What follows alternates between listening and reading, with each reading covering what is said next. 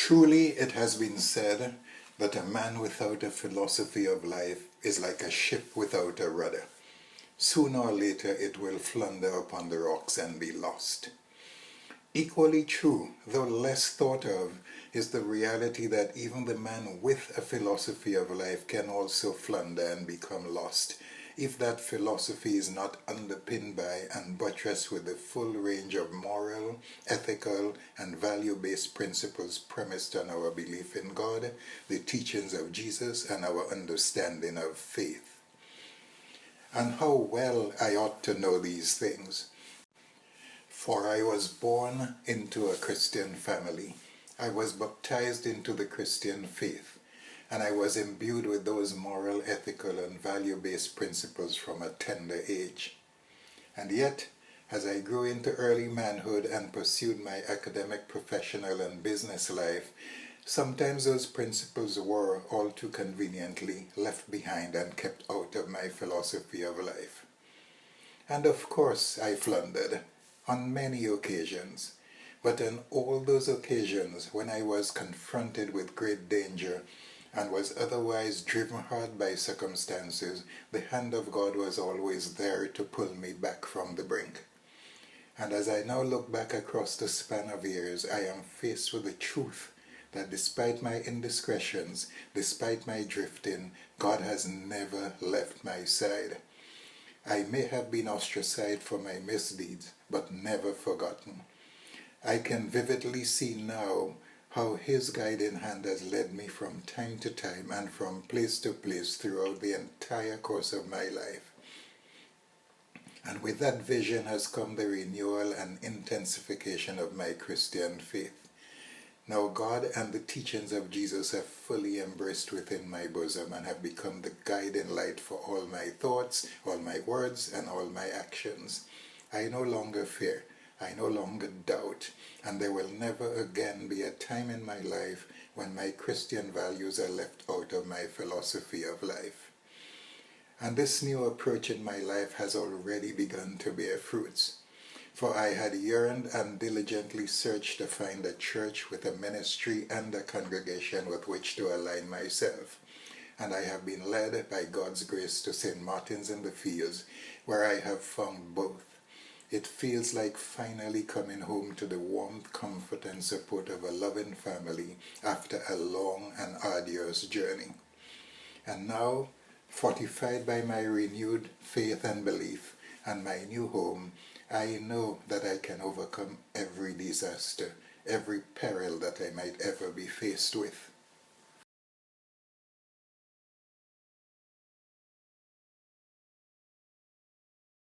Greetings to everyone from Kopano. Hope you guys are keeping safe. I'm only starting to get my confidence back, the ability to look people in the eye and talk to them, shoulders back, looking forward. It wasn't instant. Well, for me, it took 2-3 years. Patience is one of the things I learned. Things don't just happen instantly like that. No, it takes time. I met some amazing people who taught me humility, self-belief, ambition. And I think that's one of the good things about giving your life to Christ, is the people around you who have the same idea as you. For example, the congregation. Fantastic contact. During the lowest time of my life, when no one wanted to help me, when I had no roof over my head, the congregation was able to help me. But even that, self-acceptance. God has given me a chance to believe and trust in myself. There was a lot of fear before then. So during the hardest time of my life, St. Martin's opened the doors for me and said, "Son, we have some good news." Now I'm positive, I'm driven, I'm motivated to add value to people's lives. I mean, it's absolutely beautiful, you know. And the rest, as they say, is to be continued. Cheerio.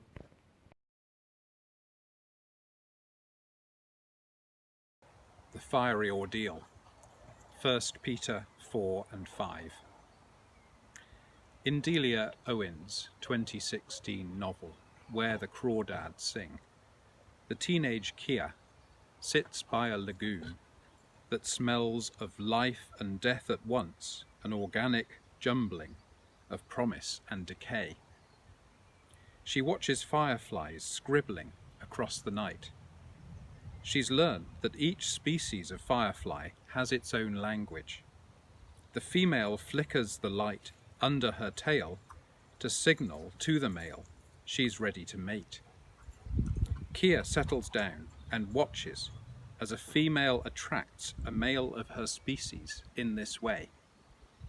But a few minutes later, she sees the female change her code. In no time, a male of a different species hovers above this adaptable female. Suddenly, we're told, the female firefly reached up, grabbed him with her mouth, and ate him, chewing all 6 legs and both wings. And then we read these words. Kia knew that judgment had no place here. Evil was not in play, just life pulsing on, even at the expense of some of the players. Biology sees right and wrong as the same colour in different light. Of all the reasons people give for feeling shortchanged by Christianity, suffering has to be the most common. But what people less often say is that there's 4 kinds of suffering. Suffering 1 is stuff that just happens, and we feel so sorry because it could happen to anyone, any time, and it could have been me. And it seems random and unjust, although it happens to everyone in the end. Suffering 2 is when stuff happens, but in truth, the sufferer was idle or careless, and could have helped themselves or alleviated the problem, and we feel sorry, but we make a note to learn from their folly. Suffering 3 is when stuff happens because of genuine malice, whether cruelty, the deliberate infliction of harm, or selfishness, the casual infliction of harm while seeking some other goal. This makes us sorry, but also angry, because it's no accident. Finally, the suffering 4, which the victim knew was likely or even probable, but they went ahead with their endeavour undaunted, because it was so important, it was worth the cost.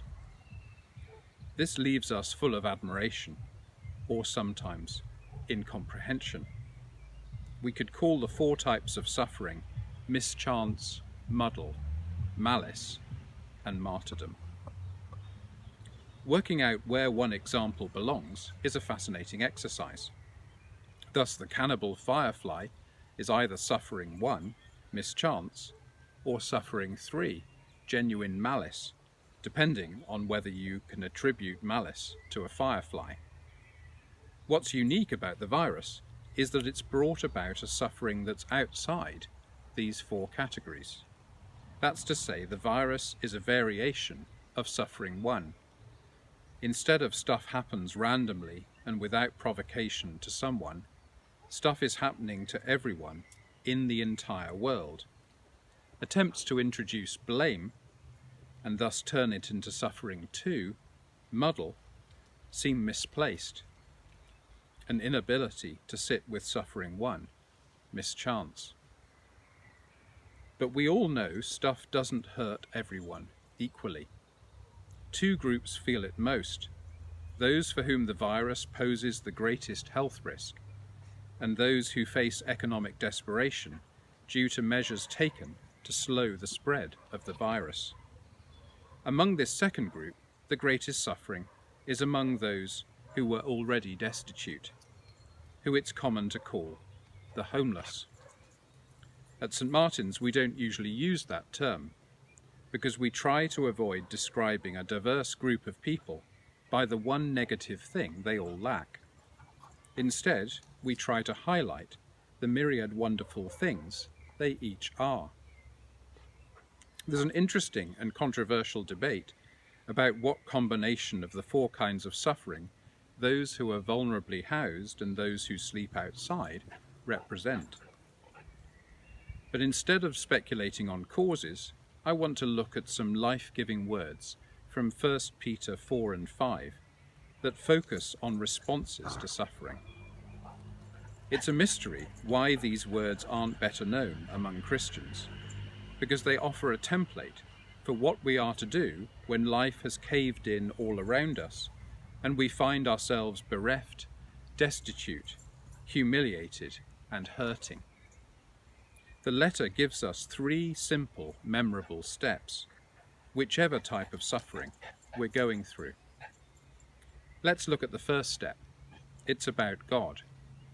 What this letter does is to reframe the whole question of suffering as fundamentally not about us, but about God. Rejoice, it says. You're blessed, it goes on. Why? Because you have the greatest privilege of all, which is to be with Christ in the most intimate way, to share his sufferings. The sufferings of Christ are the most poignant and paradoxical thing about him. They delve into the mystery of God's love for us, the grace that this love continues despite our fecklessness, and the wonder that God will go to any length to be with us, even the cross. To compare our sufferings to Christ's passion is to make them an entry point into communion with the Trinity.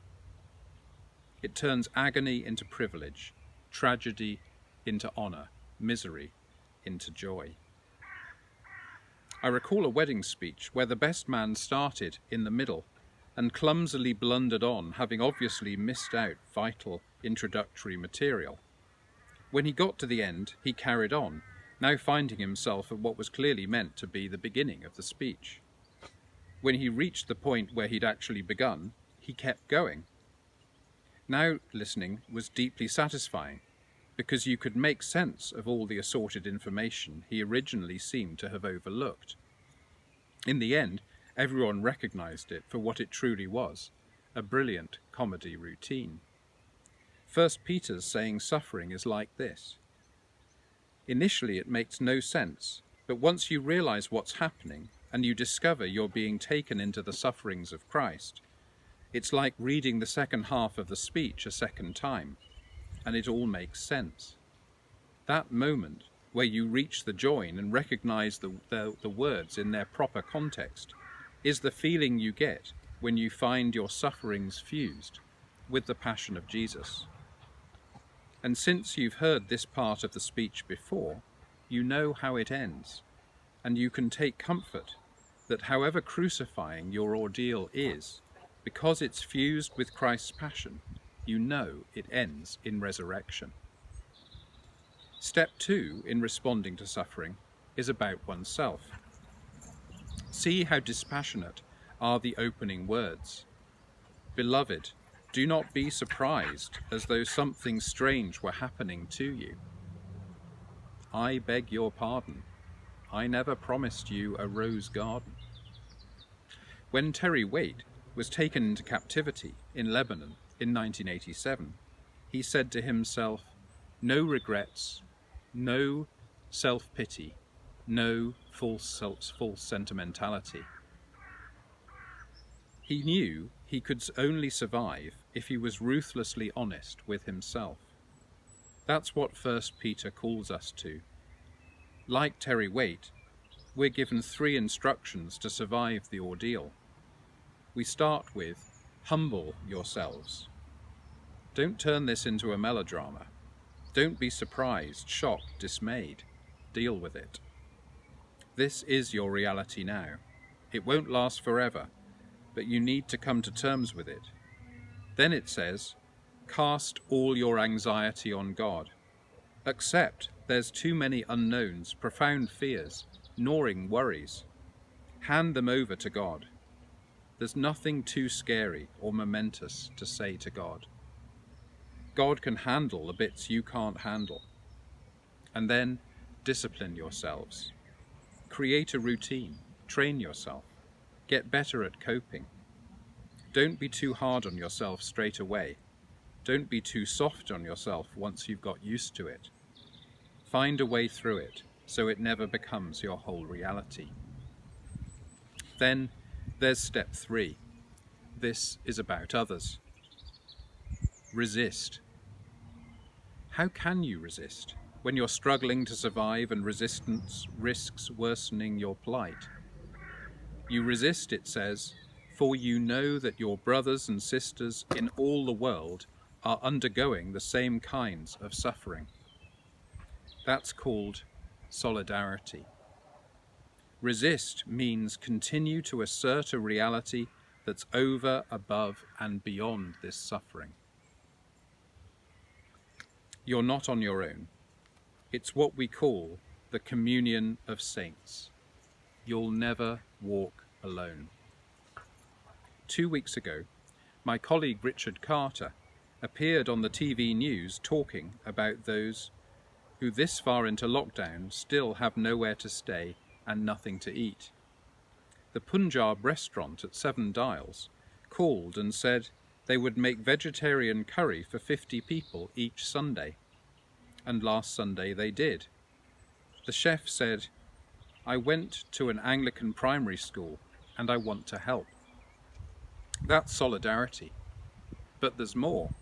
1 Peter says, after you've suffered for a little while, the God of all grace will restore, support, strengthen, and establish you.